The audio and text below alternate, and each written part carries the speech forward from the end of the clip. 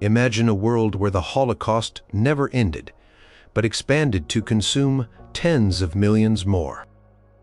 Picture vast swaths of Europe and Asia turned into permanent slave labor camps, their populations toiling for new masters. Your history books would not condemn Adolf Hitler or Emperor Hirohito. They would celebrate them as visionary leaders who brought a new order to the globe. Number 15. The world map red-drawn in blood and iron. Forget the borders, you know. In this new world, Germany reigns supreme over a vast continental empire, the Greater Germanic Reich. France would be a shadow of its former self, its northern and Atlantic coast directly incorporated into Germany, the rest a subservient puppet state. Poland would simply cease to exist, its territory absorbed, its people targets for removal or enslavement. The Soviet Union, west of the Urals, would be carved up into Reichskommissariats, giant colonial territories administered by German officials, designed for resource extraction and German settlement. Cities like Leningrad and Moscow would likely be razed or renamed, their populations decimated. Britain, if not outright invaded and occupied after a successful Operation Sea Lion, would be at best a broken, isolated island nation, stripped of its empire and forced into a humiliating peace, constantly under threat. Italy, Hitler's junior partner, would have its Mare Nostrum control over the Mediterranean Sea, expanding its African colonies in Libya, Ethiopia, and Somalia, and asserting dominance over parts of the Balkans like Albania and Greece. However, Italy's actual power would remain limited, always subordinate to German ambitions. Further east, the Empire of Japan would rule the Greater East Asia, co-prosperity's sphere. This would stretch from Manchuria, Manchukuo, and China down through Southeast Asia, Indochina, Thailand, Burma, Malaya, the Philippines, and the Dutch East Indies, Indonesia.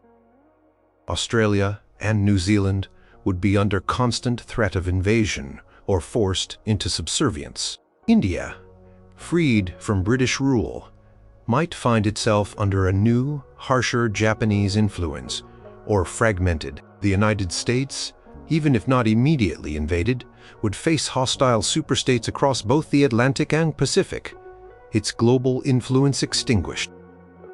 The world map would be a patchwork of German and Japanese territories, puppet regimes, and exploitation zones with few, if any, truly independent nations left to challenge their dominance. Number 14. Your daily life under the swastika or rising sun. Waking up each day would mean confronting the symbols of your oppressors. Swastikas would adorn public buildings, flags, and uniforms across Europe, while the rising sun flag would fly over Asian cities. Propaganda would be inescapable. Radios would broadcast speeches by Axis leaders and approved news. Newspapers would print only state-sanctioned stories.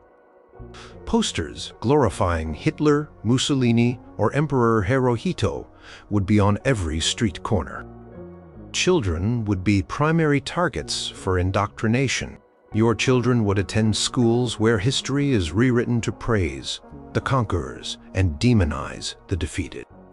They would be compelled to join youth groups, a globalized Hitler Youth, or its Japanese equivalent, where they'd be taught racial hatred, obedience to the state, and military drills. Food and essential goods would be strictly rationed, with the best resources diverted to Germany and Japan. Arbitrary arrests, disappearances, and public executions would be common tools to maintain order and suppress dissent. Curfews would be strictly enforced.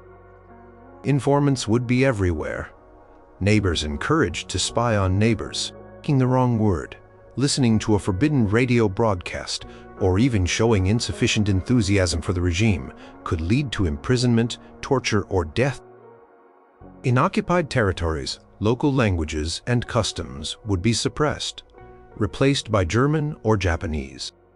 Life would be a constant state of fear, suspicion, and deprivation, with every aspect of existence controlled by the ruling powers.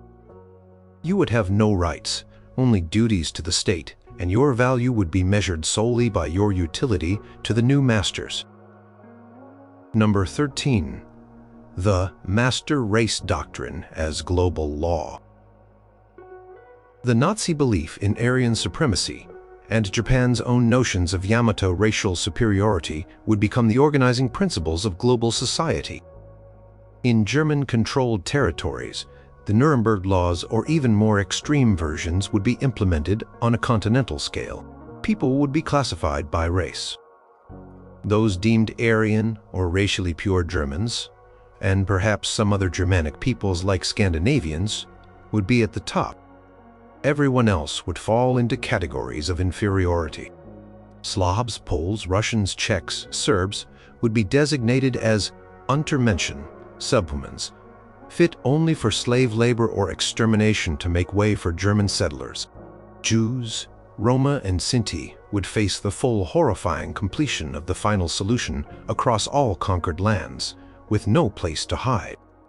Intermarriage or relationships between Aryans and non-Aryans would be a severe crime, often punishable by death. Ghettos would not be temporary. They would be permanent features of cities or simply transit points to extermination camps. In the Japanese sphere, while perhaps not as pseudo-scientifically codified as Nazi ideology, a strict racial hierarchy would also prevail. The Japanese would see themselves as the leading race of Asia, destined to rule over Chinese, Koreans, Filipinos, Malays, and others. While some collaborationist elites might be tolerated, the general populations of conquered Asian nations would be treated as second-class citizens, their lives and labor subject to Japanese whims and military needs. This global racial apartheid would mean constant discrimination, segregation, and violence against those deemed inferior. Your very identity, your place in society, and your right to exist would be determined by your perceived bloodline, judged by rulers who considered you inherently subordinate, or worse, expendable. Number 12. Education as indoctrination.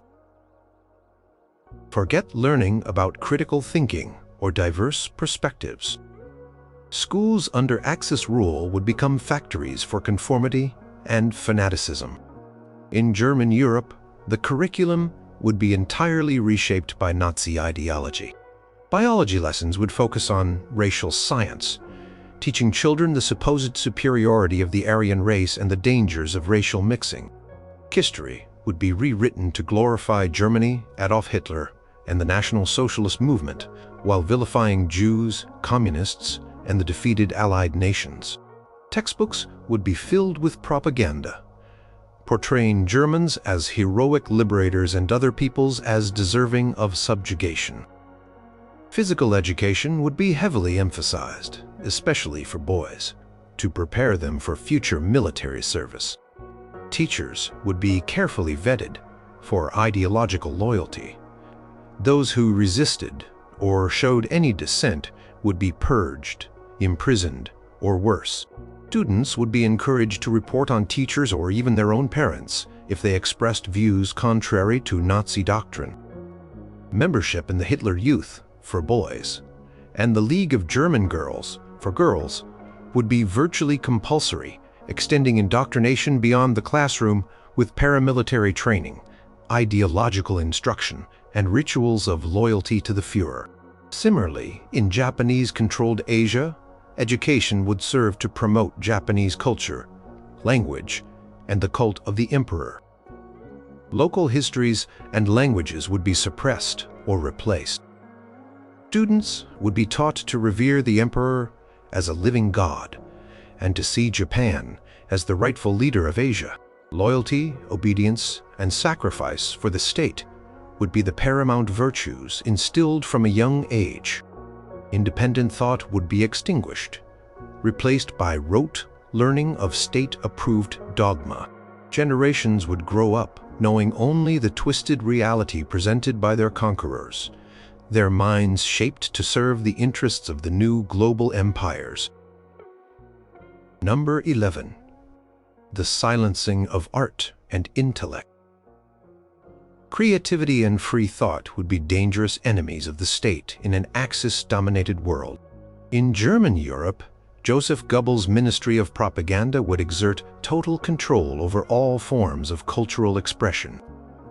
Art deemed degenerate, which included most modern art movements like Cubism, Surrealism, and Expressionism, as well as any art created by Jewish or communist artists, would be systematically confiscated, sold off to fund the Reich, or publicly burned.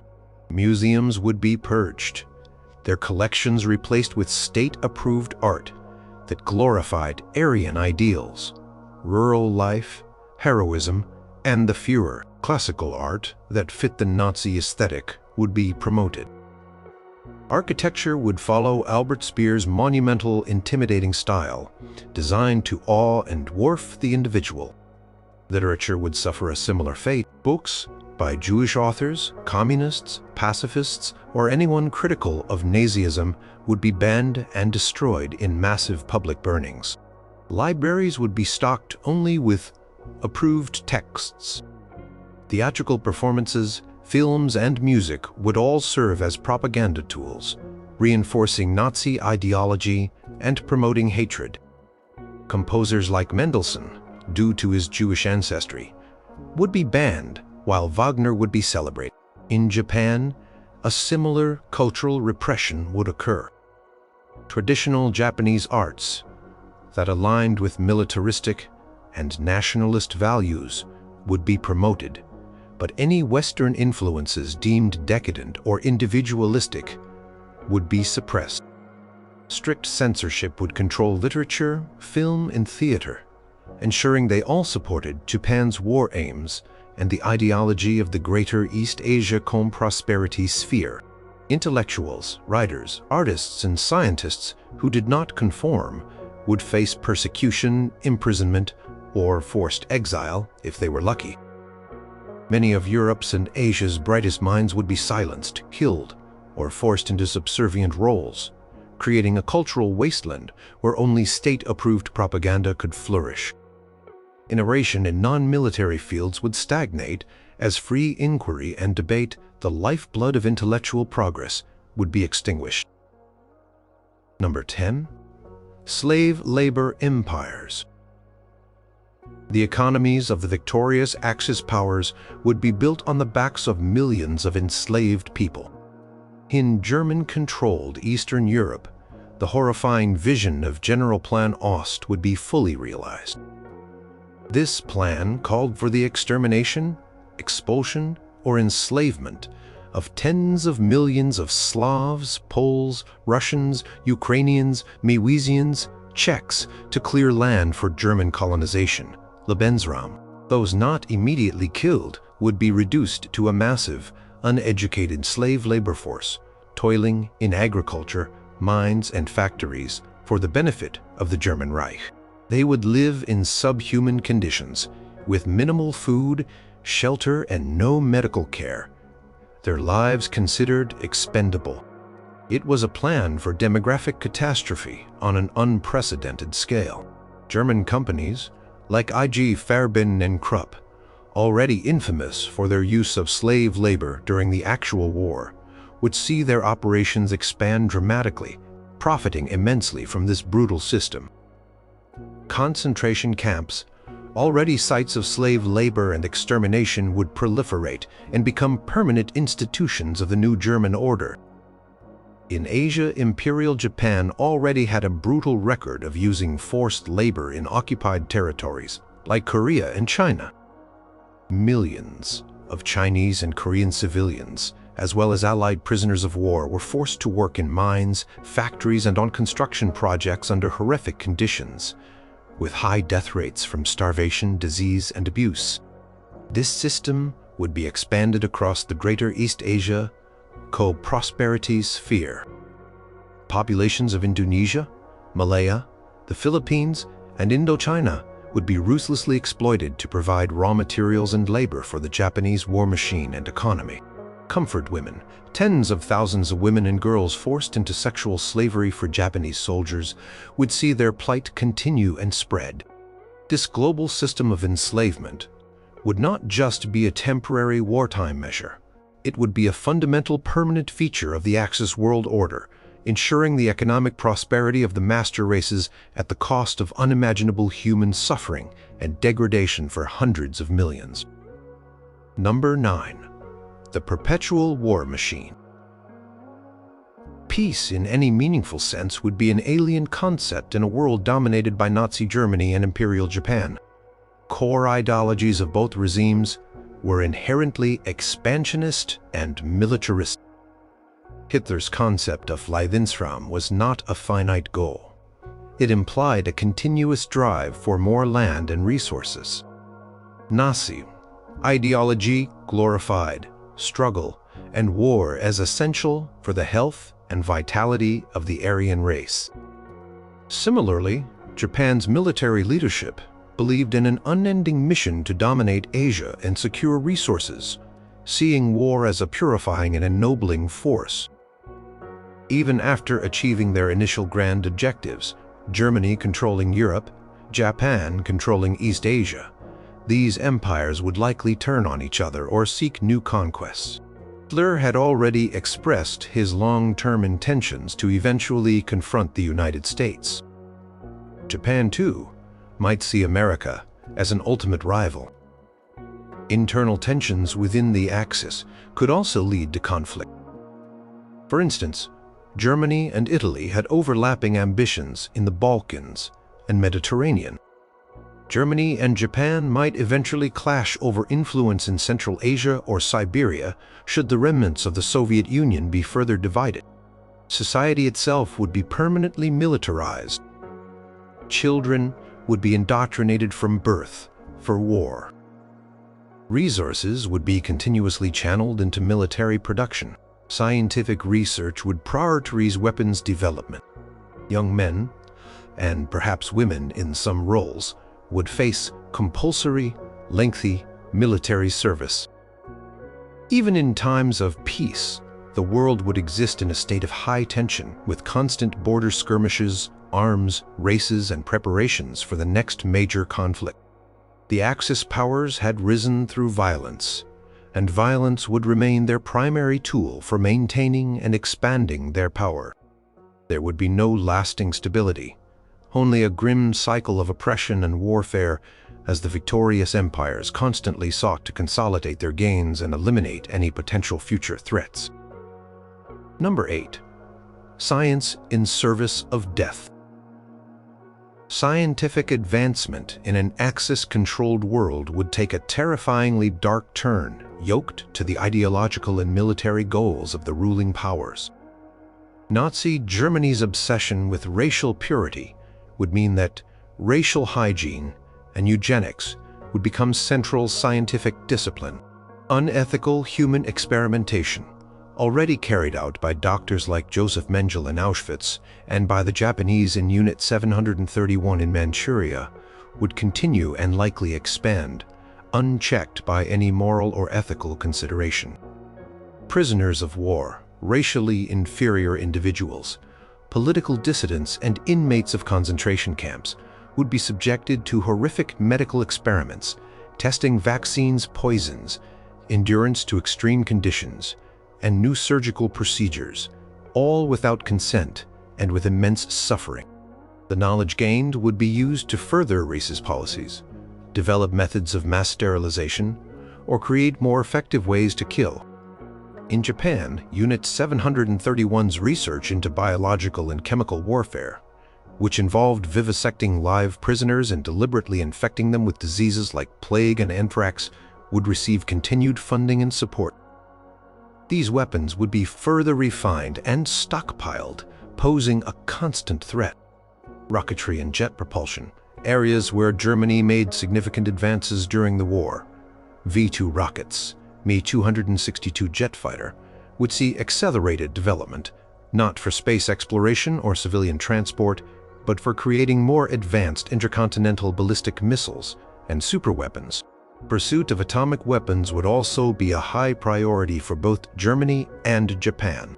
Whichever power developed them first would possess an unimaginable tool of blackmail and destruction, capable of enforcing its will on the entire planet.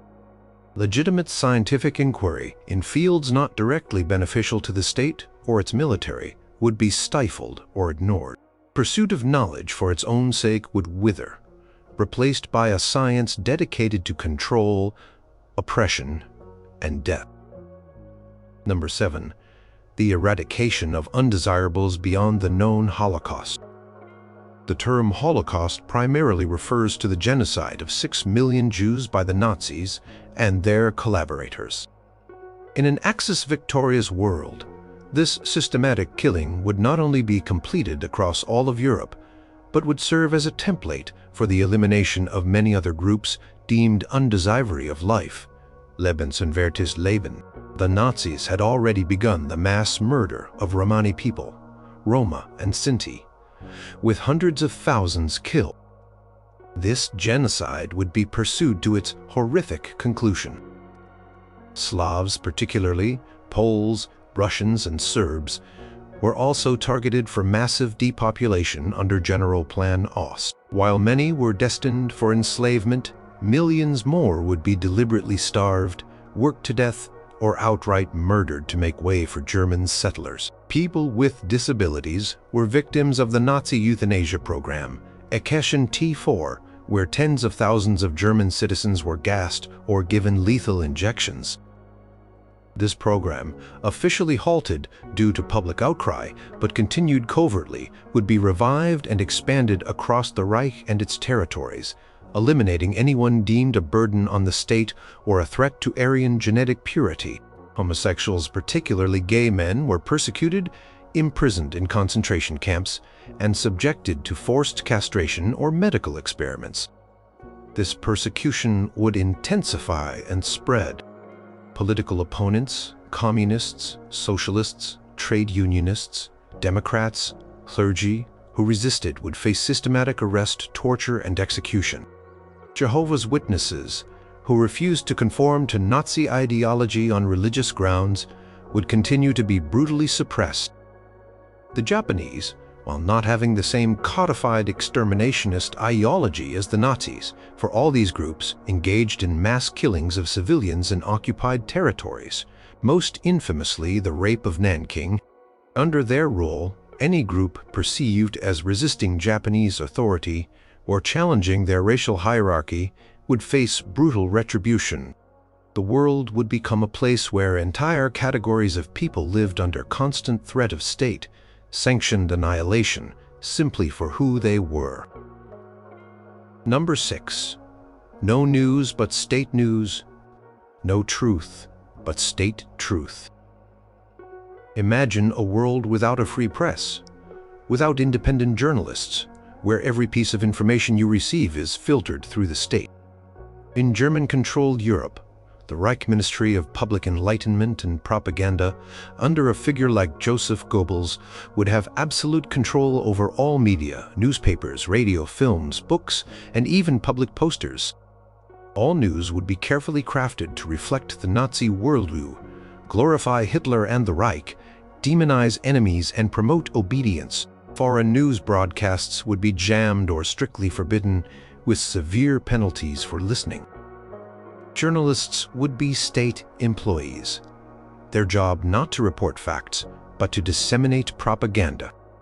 Any attempt at independent reporting would be met with imprisonment or death. Radio sets might be designed to only receive official state channels. In Japan, a similar system of total information control would exist. The Board of Information would oversee all media, ensuring that content aligned with government policy, promoted emperor worship, and supported the goals of the Greater East Asia prosperity sphere. News of military defeats, if any were allowed to be known, would be suppressed or spun as strategic withdrawals. Stories of atrocities committed by Axis forces would never be reported. Instead, they would be portrayed as benevolent liberators. Critical thought would be actively discouraged. Citizens would be fed a constant diet of manipulated information, half-truths, and outright lies, making it nearly impossible to form an objective understanding of world events or their own situation. Rumors and whispered conversations would be the only alternative sources of information, but engaging in them would be incredibly risky. This information vacuum, filled with state propaganda, would be crucial for maintaining the regime's control, preventing organized resistance, and ensuring that generations grew up accepting the Axis version of reality as the only truth. Number 5. The Americas, under siege or worse. Even if the United States managed to avoid direct invasion and conquest in the immediate aftermath of an Axis victory in Europe and Asia, its position would be catastrophically weakened and perilous. With Nazi Germany dominating Europe and Africa, and Imperial Japan controlling Asia and the Pacific, the US would be an isolated democratic island in a sea of totalitarianism. Its global trade would be crippled as Axis powers would control key markets and resources, likely forming their own economic blocs designed to exclude America. South America would become a key, ideological and economic battleground. Germany and Japan would pour resources into supporting fascist-leaning movements and sympathetic governments in Latin American countries, seeking to gain access to their raw materials and establish strategic footholds in the Western Hemisphere. This could lead to a series of proxy wars or direct Axis intervention, bringing the threat ever closer to US borders. The US itself would likely transform into a heavily militarized garrison state, forced into a permanent state of high alert and massive defense, spending to deter potential attack. Civil liberties might be curtailed in the name of national security. The psychological impact of being surrounded by hostile, victorious powers would be immense. There was also the very real, though long-term, Nazi ambition of an eventual confrontation with America. Hitler viewed the US as a decadent, racially mixed society that would eventually need to be brought under German influence or destroyed. Once consolidated, a German-dominated Europe with advanced rocketry and potentially atomic weapons would pose an existential threat. Japan, too, having secured its Pacific Empire, might see the remaining US presence in places like Hawaii as an intolerable challenge. At best, America would face a bleak, isolated future in a hostile world. At worst, it would be the next target for Axis aggression. Number 4. The betrayal and subjugation of lesser allies. The Axis was an alliance of convenience, driven by mutual expansionist goals, but rife with internal distrust and hierarchical ambitions. In a world where Germany and Japan were the undisputed victors, their lesser partners would likely find themselves relegated to deeply subordinate, if not outright betrayed, positions. Fascist Italy, under Mussolini, was always the junior partner to Nazi Germany. Hitler, while sometimes expressing admiration for Mussolini, held deep contempt for Italian military performance and perceived Italian racial inferiority. Once, Germany's dominance over Europe was absolute. Italy's Mare Nostrum and African Empire would exist only at German sufferance. Germany might make increasing demands on Italian resources and industry, effectively turning Italy into a German economic vassal. Any Italian attempt to assert true independence or pursue policies conflicting with German interests would be ruthlessly crushed. Italian territories like South Tyrol, with its German-speaking population, might be annexed directly into the Greater German Reich.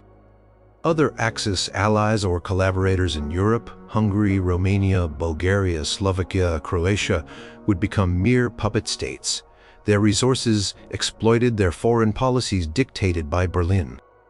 Their leaders would rule only as long as they remained completely subservient to German wishes. Any nationalist aspirations that didn't align with German plans would be suppressed. In Asia, Japan's co-prosperity sphere was designed for Japanese prosperity, not that of its supposed Asian partners. Countries like Thailand, which allied with Japan, or puppet regimes like Manchukuo or Wang Jingwei's government in China, would find their sovereignty nominal at best. Japanese administrators and military would hold the real power, plundering resources and dictating policy. Promises of Asia for the Asiatics would be exposed as Asia for the Japanese. The victorious major Axis powers would not tolerate equals. Their empires would be built on a strict hierarchy, and former allies would quickly learn their place at the bottom of the new order, their hopes for partnership dashed by the brutal realities of German and Japanese supremacy. Number 3. The world's resources plundered for the victors. Primary motivation behind much of the Axis expansion was the acquisition of Yelfraum, living space, and vital resources, oil, rubber, minerals, agricultural land. With victory secured, Germany and Japan would systematically loot the conquered territories on an unimaginable scale. In Europe, Germany would control the vast agricultural lands of Ukraine, the breadbasket of Europe, the oil fields of Romania and the Caucasus, the iron ore of Sweden, likely forced into compliance, and France, and the industrial capacity of Western Europe. These resources would be funneled directly to Germany to fuel its industries, feed its population, and further expand its military machine. The populations of occupied countries would face starvation and deprivation as their food and products were requisitioned.